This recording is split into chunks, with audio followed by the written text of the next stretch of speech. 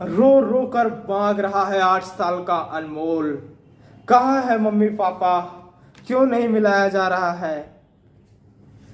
अस्पताल के बेड से ही अनमोल बार बार यह चिंता जता रहा है कि उसके मम्मी पापा से उसको मिलाया जाए। बहुत पुरजोर प्रयास कर रहा है। डॉक्टरों की पूरी टीम परेशान हो चुकी है इस प्रकार का कृत्य देखकर, क्योंकि जिस प्रकार से वह अपने मम्मी पापा को याद कर रहा है उसकी जो तबीयत है वो और ज़्यादा बिगड़ सकती है।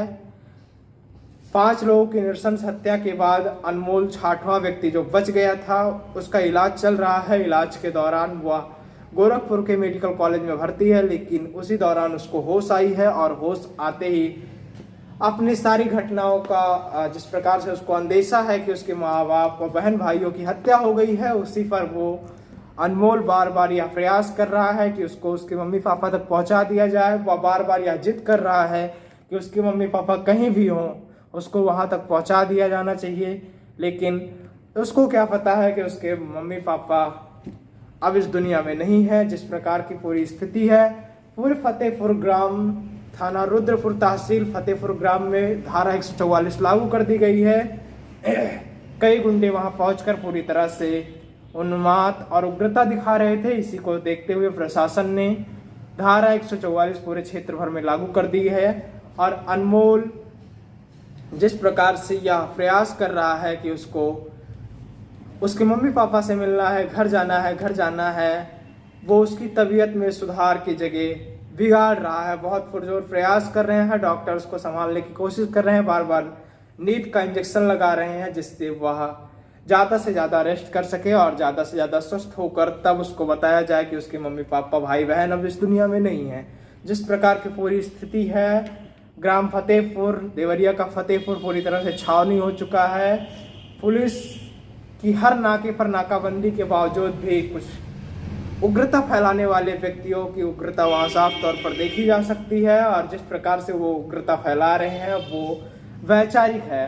जिस प्रकार से बहुत सारे बयान भी आ रहे हैं प्रेम यादव के पक्ष की तरफ से, उनकी पत्नी की तरफ से जिस प्रकार का बयान आ रहा है कि जो 2 बच्चे बचे हैं उनकी भी हत्या होनी चाहिए, उनको भी मार दूंगी, बदमाश भेज के मरवा दूंगी। इस प्रकार के वीडियो कई सारे सोशल मीडिया पर वायरल हो रहे हैं, हमारे पास भी आए, तो हमने सोचा कि इसको आप तक पहुंचाना बहुत ज़रूरी है। जिस प्रकार से वो कह रही हैं कि बदमाशों को बुलाकर हत्या करवा दूंगी, जो 2 लोग बचे हैं उनको भी मरवा दूंगी, हम खुद अपने हाथे से मार दे, वैसा कह रही हैं। तो इस प्रकार से प्रशासन को इस पूरे प्रकरण पर क्या कार्रवाई करनी चाहिए, किस प्रकार से प्रशासन इसको अनदेखा कर रहा है या देख रहा है, किस प्रकार से इसको प्रशासन अपने ऊपर लेने का प्रयास नहीं कर रहा है, आप इस पूरे प्रकरण पर क्या समझते हैं, अपनी राय जरूर दें। धन्यवाद। देवरिया हत्याकांड एक शर्मसार कर देने वाला हत्याकांड है, बेहद आपत्तिजनक है जिस प्रकार से देवरिया में हत्याकांड हुआ है। आशा करता हूं कि सरकार इस पर कठोर से कठोर कार्रवाई करे जिससे भविष्य में इस प्रकार का कोई भी कृत्य ना किया जाए।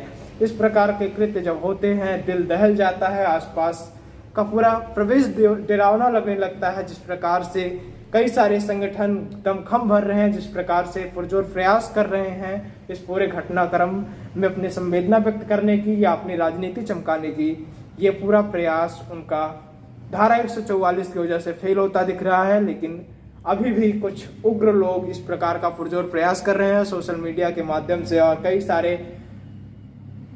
प्लेटफॉर्मों यानी कि मंचों के माध्यम से जिस प्रकार का धार्मिक, जिस प्रकार का जातीय रंग देने का इस पूरे मामले को प्रयास कर रहे हैं, उनके लिए मेरा यह प्रयास है कि उनको जल्द से जल्द जेल के अंदर डाल देना चाहिए। जिस प्रकार का यह पूरा जातिगत मामला ही नहीं है, इसको जातीय रंग दिया जा रहा है एक समाज विशेष के द्वारा, यह भी बहुत ही निंदनीय है। इस पर तुरंत तत्काल प्रशासन को कार्रवाई कर विशेष कार्रवाई कर इस पूरे मामले को दबाने का प्रयास करना चाहिए।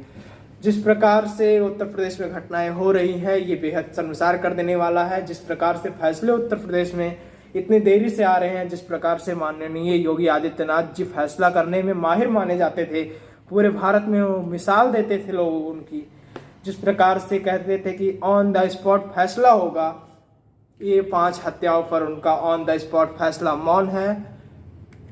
हालांकि इस पूरे प्रकरण पर आप क्या समझते हैं, अपनी राय जरूर दें। धन्यवाद।